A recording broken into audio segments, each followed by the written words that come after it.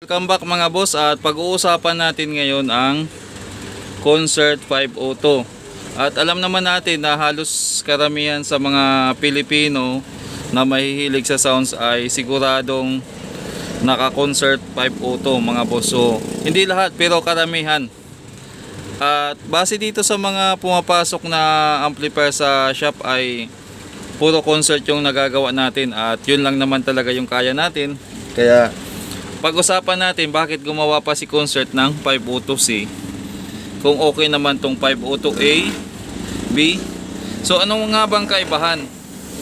Dati kasi na-topic na natin na si Concert 502A at saka si Concert 502B ay kunting-kunti lang talagang diferensya. Sa supply lang nagbago. Yung Concert 502A at saka Concert 502B. So ngayon wala tayong Concert 502B dito na available.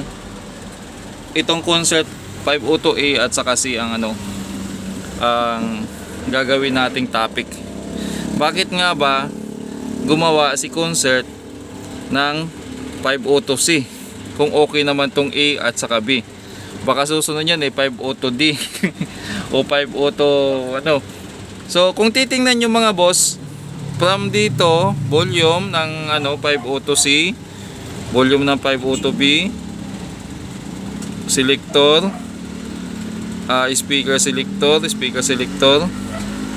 yung tone nila, tone control nila, balance, treble, middle, bass, pati yung mga switch pareho. Kumbaga yung muka halos eksakto, maliban lang dito kasi yung logo niya parang nakadikit pa na naka-ukit. Ito namang sa Concert 502C, dahil makabago na to, ay naka-print na. Ngayon, side to side naman natin ang pagkukumparahan natin yung transformer nila. Aalamin pala natin dito mga boss kung bakit mayroong 502C, at saka sa mga gustong bumili ng 502C, makatulong din to na maunawaan nila yung video na ina-upload natin. Para kayo na rin na magdesisyon kung bibili ba kayo ng 502C o hindi. Parang tulong ko na lang din to sa inyo mga boss.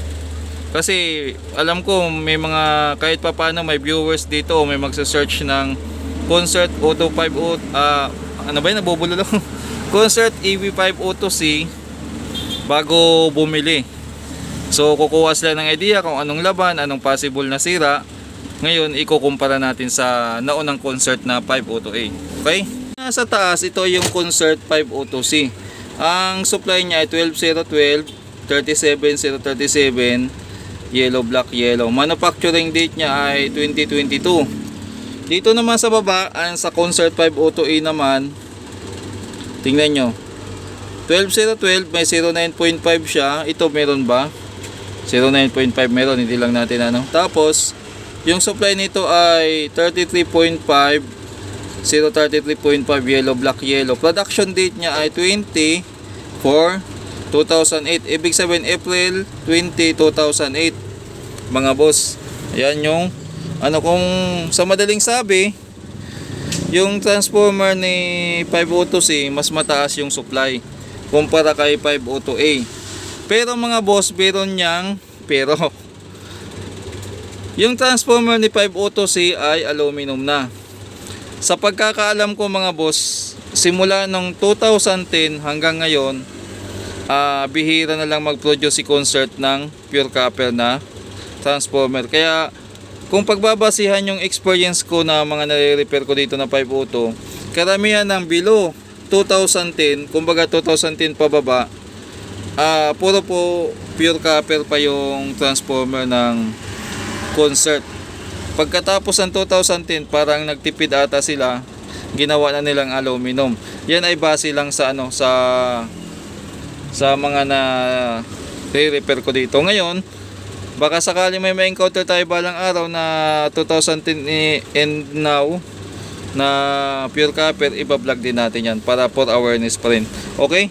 I-side to side na natin para mapagkumpara natin. Ano nga bang kaibahan ni 502C kay 502A? Ano nga ba yung nagbago? Bakit gumawa pa si Concert ng 502C? Okay, so ito yung kay 502C. Ayan, makikita nyo naman sa tatak niya 502C, ayan o, 502C. Ito naman yung kay 502A, mga boss. So kung sa madaling sabi, pareho sila original o pareho sila legit na produkto ni Concert, hindi sila yung copy, fake or ang generic na tinatawag nila. Ito wala na to kasi para sa Bluetooth yan, bago lang yan. Huwag nyong pansinin yan. Speaking of size ng core nya, halos magkasing size lang sila, mga boss. Yung size ng parehong transformer nila. Nataon lang talaga na si 502A ay pure copper. At marami na akong nakiskis nito, mga boss. Sigurado ako pure copper to. Ito naman sigurado ako aluminum kasi nakalas ko na to. Ni-repair ko na to kasi nagka-problema dito. So ano nga bang kaibahan? Kung titingnan nyo dito sa harapan, lahat ng features nila ni 502C at saka ni 502A at saka B ay parehas lang, mga boss. Nagkatalo lang talaga sila kung mapapansin nyo dito. Yung selector switch ganoon pa rin, pero kung mapapansin nyo dito, yung output nya ay mayroon ng BAV. So ito na yung pinaka ni 502C. Samantala kay 502A, yung traditional pa rin na yung ilan ba yung wire na to, yung 5 na direkta dito sa pinaka negative terminal ng speaker. So ang naiba lang naman dito kay 502C, kasi nga itong speaker selector, imbis na direktang isiselect dito sa switch, gumamit siya ng dalawang relay. Ayan o, dalawang relay na yung nagsiswitch dyan para mag-connect yung A, B, and E plus B. Samantala dito kay medyo manual pa. So alin dito ang mas magandang system ng selector? Mas maganda po dito selector kasi nakagamit ng relay. So mas mataas yung current na dadaan o mas matibay kumpara, kasi ito, mga boss, nasusunog to yung ganitong speaker selector. Naka-encounter tayo nito pag ginabitan ng 4 at binabad, naluluto to. May mga na-encounter tayo na ganito. So far dito, pag naka-relay, medyo maganda-ganda ang ang datingan niya o yung tibay niya. Tapos kung mapapansin nyo yung heatsink ni 502A, yung old school pa na pag malaki. Dito naman kay medyo pahiga na, tapos makinis na. Kaya lang medyo lumiit na yung heatsink niya. Power transistor na gamit nila, yun pa rin naman. 4 na piraso kada channel na A1941 at saka na C5198. Ganon din naman kay magkaiba nga lang yung positioning nila o yung design. Kasi dito nakahiga, dito naman nakatayo. Speaking of heatsink naman, alin ba yung mas maganda dito? Mas maganda yung heat dissipation nya o heat absorption nya sa mga transistor. Mahirap pamili, mga boss. Maganda kasi ito makinis at saka makapal din naman. Pero dito pa rin ako sa original kung akong pagbabasihan. Sa board naman niya, mga boss, parang umiksi na ata itong tingnan nga natin kung madadangkal natin. Parang umiksi na yung pinaka PCB niya dito. Tingnan yung dangkal ko, yan. Dito.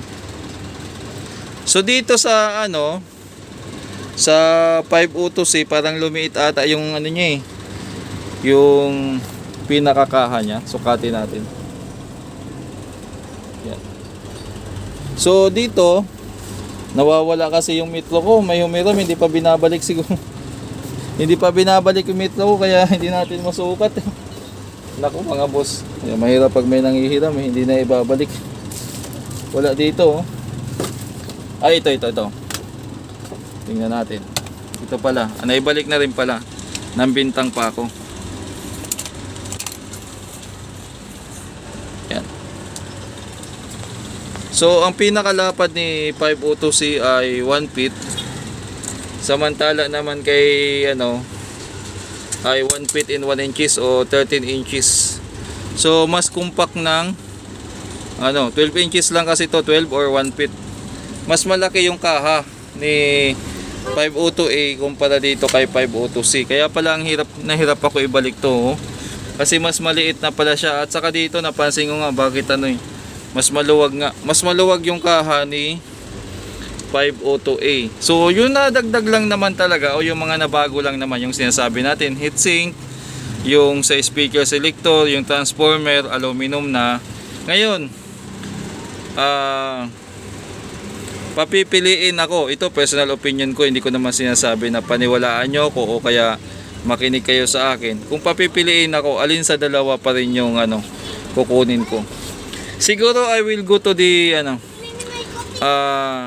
502A. 502A pa rin ako. Bakit? Sa transformer pa lang, pure copper na. Tapos maganda yung kasi spacious siya, maganda yung release ng init. Gawa ng makapal-kapal pa yung heatsink at malaki-laki pa. Din ang downside lang naman kasi talaga ni 502A, yung selector nga niya. Yan. Pero yung iba naman ginagawa, dinidirekta na lang yan. Tapos na ang problema pag ganon. Ngayon, kung may selector, pwede naman tayong gumawa ng dalawang relay. Katulad noon, pwede natin yang gayahin mga boss. Kung sakali na ganon. Pero kung gusto nyong bumili naman ng 502C na concert, kasi wala naman ito wala ka na mabibili ngayon na kahit yung mga bagong labas na concert 502A at saka B, hindi na rin po pure copper. Wala na kayo mabibiling ganito sa totoo lang, sa madaling sabi.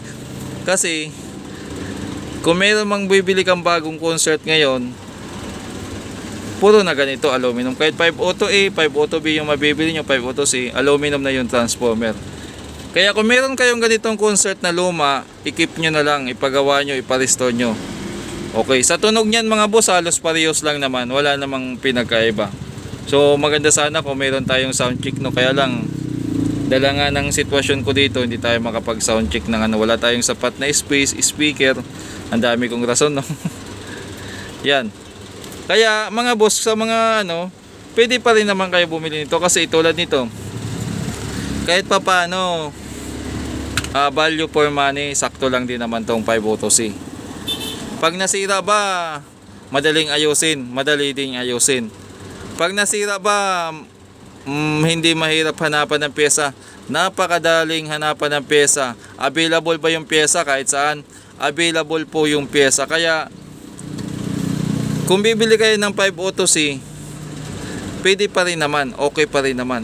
Pinagkumpara lang natin siya sa mga amplifier na nakalipas na wala namang available na ngayon dyan sa market na ganitong model. O ganito kasi 2008 pa yan. Pero meron pa rin nabibiling Concert 502A nga lang. Kung bibili ka ng Concert 502A ngayon versus 502C, sa 502C ka na kasi maganda nga yung sa relay nga. Pero iwan ko lang kung may bagong release pa ba na Concert 502A or B. Alam ko itong 502C na yung pinaka latest nila at saka wala na yung So siguro kung meron lang kayong dating 502 na amplifier at hindi naman lamog yung board, hindi naman tampered, hindi naman binaha, hindi naman nabalahura, ipa-restore nyo na lang kasi iba pa rin yung lumang concert talaga kumpara sa bagong concert. Yun lang naman ang masasabi ko dyan mga boss. So sana nakatulong to. Kaya wag na kayo maghanap ng concert kasi wala mabibiling ganito kasi lumang modelo to. Kumbaga sa akin lang naman yung before and after, parang ganon. Yung before and after lang, parang ganon lang talaga. So tama na tong vlog natin. Ang dami ko nang nasabi mga boss. Yan, pang thumbnail natin yung dulo yan. Para hanggang dito na lang mga boss at maraming salamat sa inyo. God bless po.